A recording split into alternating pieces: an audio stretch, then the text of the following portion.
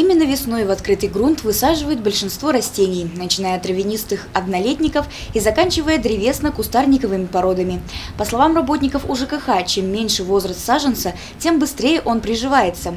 Поэтому возраст маленьких сосен, которые сегодня начали обретать свои лунки, от 1 года до 3 лет.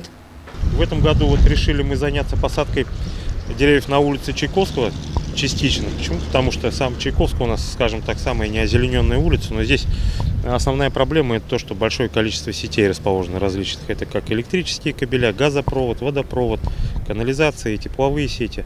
Вот приходится участками сажать. Сейчас мы сажаем, здесь у нас, значит, сосна.